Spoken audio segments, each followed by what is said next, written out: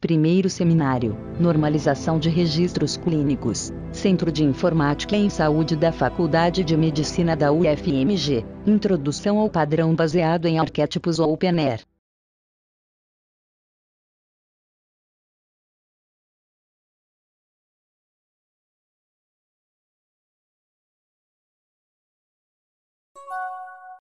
Thank you. I'll take the second one first, because I think it's a bit easier, and that is, for the moment, archetypes, when it's clinicians that decide they want the structure, and they'll do it for a reason.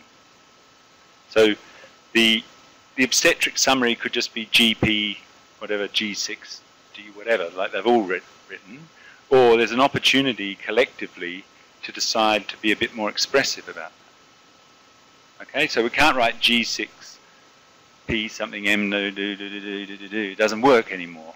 That's the traditional way of writing it, and but people don't write all the other things because it takes quite a long time, and they don't even think of it necessarily, what's going to be helpful.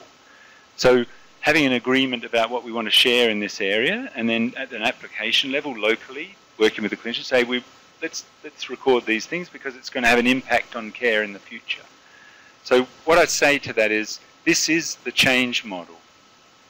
It doesn't require a change model, it is the change model. So, because it's only worth us taking the trouble to get structured data if we want to do something with it in the future. And if the clinicians don't decide that, they're not going to do it. Some archetypes have to have both modes. There's no doubt about that.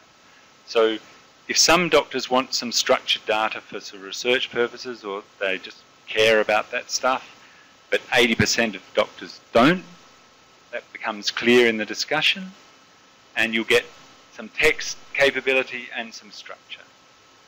When people want the functionality that comes from the structure and it starts to be important, they'll change.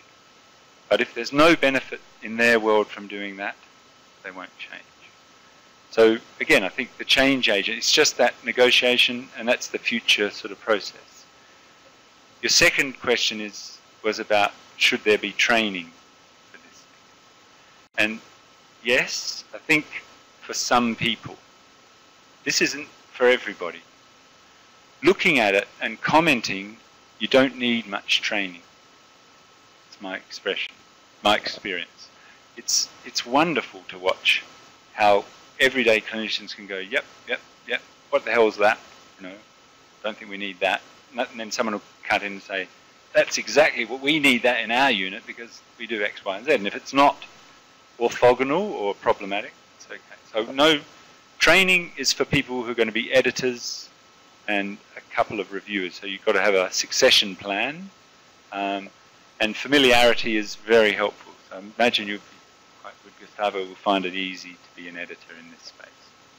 And you don't have to get it right first time. Okay? Unlike an ontology, maybe. We can change it as we go a little bit. We can make things obsolete and change what we do. And we're going to do that anyway because our understanding of some things change. I put up, you saw the blood pressure ontological thing.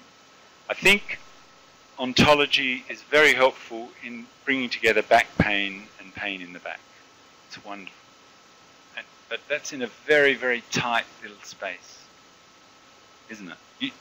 When you do inferencing about what operation was done where and when, and it just absolutely loses the plot. And the SNOMED language I've seen lately, it's farcical. I don't know how much computing power you're going to be able to need to get anywhere near as good as one person's brain reading it, but it's going to be a lot. So I absolutely agree with the ontology, but let's keep it to the ontology of disease or problem or something constrained, not the ontology of medicine. I love Alan Rector's comment about Galen where they tried to do the ontology of medicine. He said, we made the impossible extremely difficult. That was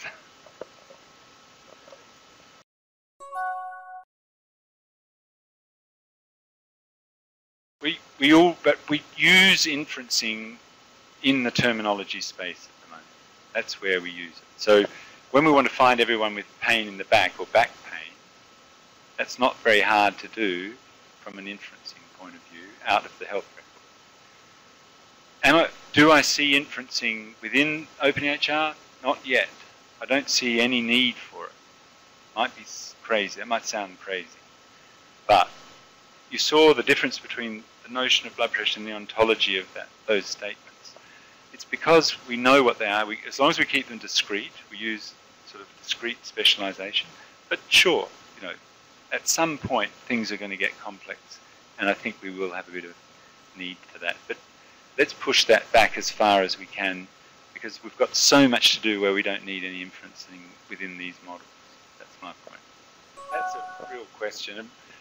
I mean, what would I say? We haven't been successful in Australia getting health informatics taught undergraduate. Haven't. And Evelyn Havenga, Enrico Corriera, some people have tried very hard, and they've had ministers' ears.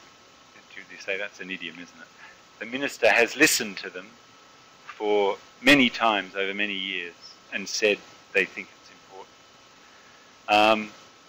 Do I think it would make a lot of difference? Not sure yet. I think it's a hard area to mix with learning clinical medicine, and the ambitions, I think, are largely postgraduate oriented. Public health, safety, you know, there's a whole lot of stuff there that's, I don't know, it doesn't mix easily with good clinical practice. Learning good clinical practice and learning good health informatics practice is quite a different thing. Records, I think, might be where we can go safely. How do you keep good records? Why would you use a terminology? But try and keep it in that practical space at an undergraduate level. There's a lot to learn there, isn't there? And for them to teach us too, I think, about what's easy. They're very literate with their computers, so we don't have to teach them that anymore. And I think if we could just stay with records and how you keep good records, and within applications what you can do for looking after your patients, some examples so they see the possibilities, that might be a good place to concentrate. Organização: Professora Zilma Silveira N. Reis, coordenadora do Centro de Informática em Saúde da Faculdade de Medicina da Ufmg, CINS. Apoio: Secretaria Estadual de Saúde de Minas Gerais e Centro de Tecnologia em Saúde da Faculdade de Medicina da Ufmg, CETES.